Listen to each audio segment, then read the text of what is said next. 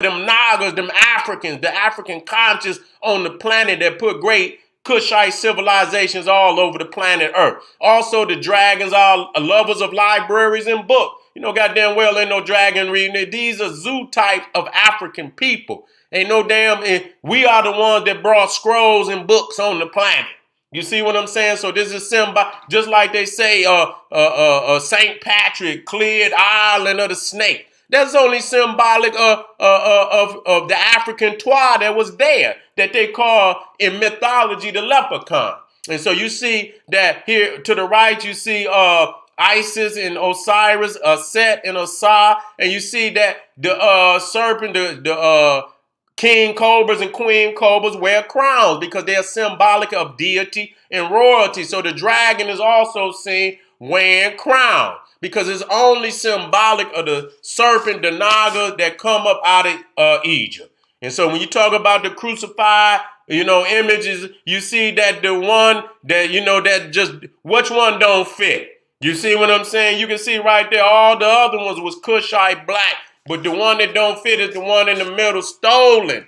Then stolen our legacy, okay? Is ancient Nubia the home of the Naga culture? So when you see the winged serpent and you see the wing with the crown, you got to understand that that's only symbolic of us as a people, that we are the winged serpents. You understand? We are the Nagas. We are the Negas Nagas. We are the Neger. You understand what I'm saying? We are that.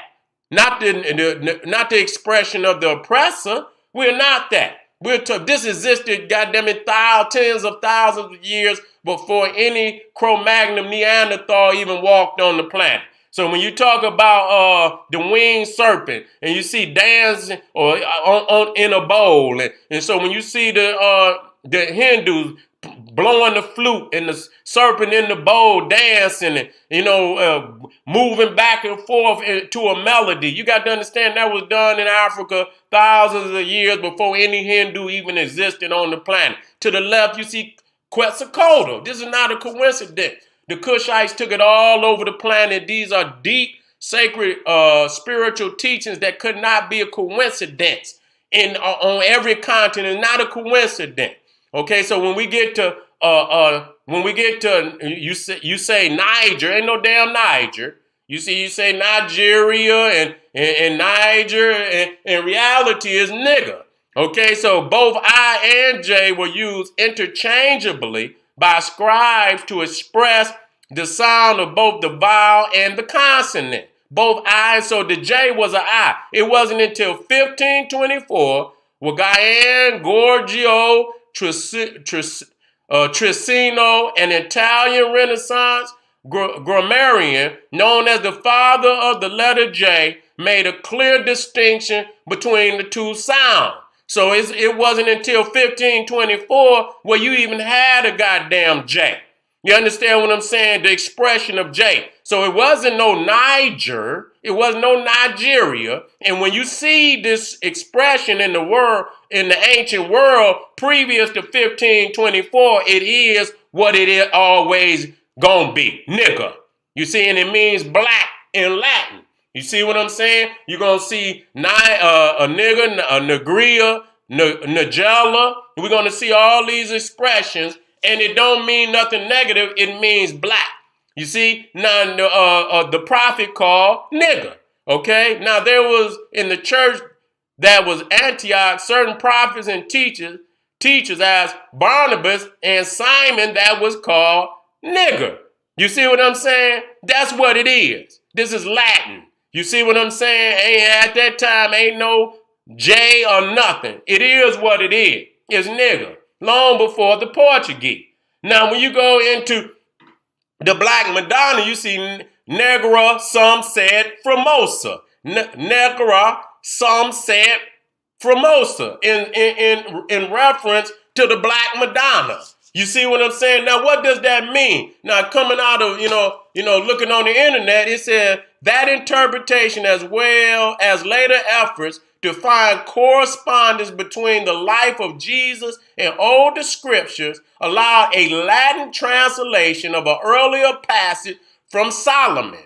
Negra, some said Formosa, I am black but godly. Ain't no comely. I am black but godly. See, they done went in there and changed things. You understand? That was when black was divine, spoken by a sun-darkened woman to be adopted into Roman Catholic services celebrating the Virgin Mary. So they can use the expression in divinity. They can use it in the expression to the Holy Mother, the most holy symbol in all of Catholicism. They can use it. They don't have no problem using it. Soon as you use it, you're also trapped in the oppressor's state of thinking. You can't even see that there's hundreds of, expressions all around the Cushite world. None of them mean anything negative. All of them mean divine, sovereignty, principality, deity. And the only thing you can see, you trapped. You got niggeritis. The expression that he spoke, the Niger. That's what you got. You see what I'm saying? Even the substantia nigra, which is, the back of the brain where you see that dark melanin. It's also a melanin center. You understand? That gives us the ability of movement. You understand? Eye coordination and, being able to run and, movement. You understand what I'm saying? And it's a lot of things that are affected by this area. And when you don't have that melanin in the back of the brain in that area, this is where you get Parkinson's disease and other diseases. You understand? It comes from that melanin. And so when you talk about Black Madonna, it's Negrum Madonna. They have no problem. And nowhere in all the world is it negative, only in the whatever it is, the slave expression. And the only expression is so to stop us from playing that musical note, that frequency. You say it's negative, but everybody, even other oppressors, is using it in a definition of divinity. Other Africans from Ethiopia and all over the ancient India are using it in a term of divinity and righteousness and so on, and sovereignty and principality. And the only thing you can see is the oppressor, man. The first thing you got to do is unlock the prison that you didn't put that Cro-Magnon Neanderthal in your brain, because he's the one control. He's the warden of the prison of your mind, and you cannot think outside of that. The Black Madonna, Negro Madonna. Then you also got Nigalapsis, which is a stone in Rome. You understand what I'm saying? And then you had a Roman emperor, Pesinius Nigger, not Niger. There's no Nigers, no J's in 193, 194 AD. Is what it is. It's nigger. It means black in Latin. You see what I'm saying? And so today you got Nigeria, which was, that country was given the name Nigeria, the expression Nigeria, from a white woman, Lady Shaw, if I'm not mistaken, and even Niger. Ain't no Niger. And even the Black Sea, Nagellus. This in the Black Sea is healing for, according to the Quran. Prophet Muhammad said in the Black Sea is healing for every disease except death. So this is Nagellus. And so even in that expression is something divine, is healing, is all powerful. We got to dig deep, family, and understand that this frequency is very, very powerful. It is a mantra, it is a chant that our people seem to express all over the planet, where the most ancient of Cushite people are. You understand? You got to come up out of your niggeritis. That's the one that has been created for you by your oppressor, who put a disdain on the word because they understood the greatness of who you are. I want to thank you for your time, energy, and support.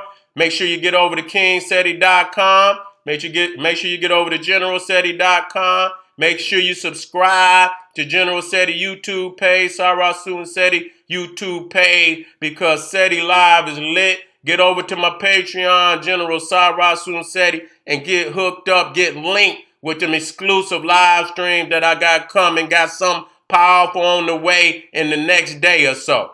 This is the General Sara Suten Seti saying peace.